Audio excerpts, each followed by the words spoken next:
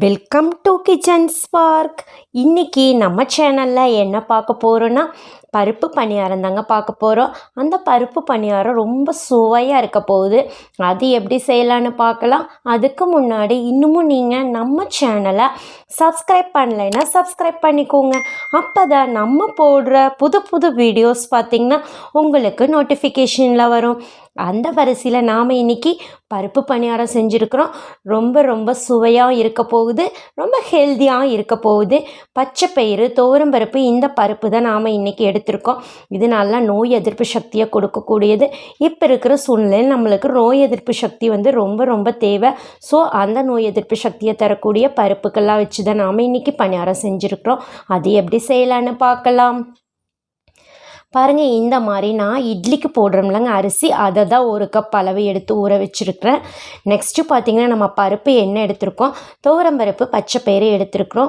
அரை கப் எடுத்திருக்கோம். ஸோ ரெண்டும் சேர்ந்து 1 கப் அளவு நம்ம எடுத்திருக்கோம். எல்லாமே பார்த்திங்கன்னா அரிசி, பருப்பு இது எல்லாமே நான் ஒரு 3 மணி நேரம் ஊற வச்சு கழிஞ்சு எடுத்து வச்சுருக்குறேங்க. இதை நம்ம ஃபஸ்ட்டு அரைச்சிக்கலாம்.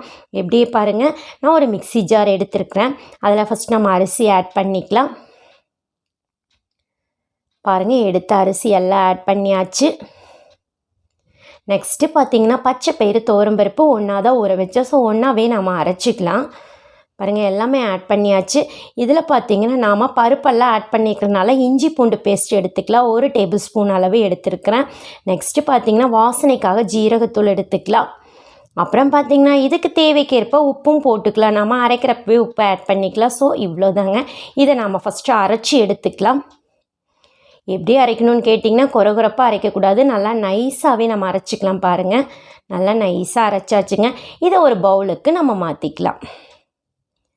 பாருங்கள், நான் பவுல் எடுத்திருக்கேன். நல்லா நைஸாகவே அரைச்சாச்சு. இப்போ இதை ஒரு பவுலுக்கு மாற்றிட்டோம். நெக்ஸ்ட்டு பார்த்திங்கன்னா கொத்தமல்லி இலை, கருவேப்பிலை இலை ஒரு கொத்த அளவு எடுத்திருக்கோம். அதையே இதில் ஆட் பண்ணிக்கலாம். நெக்ஸ்ட்டு பார்த்திங்கன்னா 2 பெரிய வெங்காயம் வந்து நான் மீடியம் சைஸ் பெரிய வெங்காயம் எடுத்திருக்கேன், கட் பண்ணி வச்சுருக்கிறேன். அதுவும் இதில் ஆட் பண்ணிக்கலாம். நெக்ஸ்ட்டு பருப்பெல்லாம் ஆட் பண்ணியிருக்கிறதுனால நம்ம பெருங்காயத்தூள் ஆட் பண்ணிட்டால் கொஞ்சம் வாய்வு இருக்கிறவங்களுக்கு கூட சேர்ந்துக்கும். ஸோ அதனால் பெருங்காயத்தூள் ஆட் பண்ணியிருக்கேன். இதில் நீங்கள் காரம் தேவைப்பட்டதுன்னா நீங்கள் பச்சை மிளகாய் கூட ஆட் பண்ணிக்கலாம், இல்லை மிளகாத்தூள் கூட ஆட் பண்ணிக்கலாம். நான் இன்றைக்கி குழந்தைங்க சாப்பிட்றதுனால நான் காரம் ஆட் பண்ணலை, நீங்கள் தேவைப்பட்டால் ஆட் பண்ணிக்கோங்க. பாருங்கள், இந்த பதம் ஓகேவாக இருக்குது நம்மளுக்கு. இதை நீங்கள் தோசையாகவும் ஊற்றிக்கலாம், பணியாரமாகவும் எடுத்துக்கலாம். நாம் இன்றைக்கி குழந்தைகளுக்கு சாப்பிட்றதுக்கு ரொம்ப பணியாரமாக இருந்தால் குட்டி இட்லின்னு சொல்லி சாப்பிடுவாங்க. ஸோ அதனால் பாருங்கள், இந்த மாதிரி ஒரு பணியார கல்லில் நான் எண்ணெய் தொடச்சிட்டு இந்த மாதிரி ஊற்றிக்கிறேன். பாருங்கள், மேலே எண்ணெய் ஊற்றிக்கணும். அப்போ தான் பருப்பு பணியாரம் கொஞ்சம் ட்ரையாக இருக்கும். ஸோ இந்த மாதிரி ஆயில் போட்டுட்டிங்கன்னா நல்லா பஞ்சாட்டம் இருக்கும் உங்களுக்கு. இதை நீங்கள் கொஞ்சம் வெந்ததுக்கப்புறம் திருப்பி போட்டுக்கோங்க. பாருங்கள், இந்த மாதிரி திருப்பி விட்ருங்க. நல்லா செவந்திருக்குது பாருங்கள். 1 தடவை 2 தடவை மாற்றி இந்த மாதிரி திருப்பி போட்டுக்கோங்க. இது நல்லா ஹை ப்ரோட்டீனுங்க உங்களுக்கு.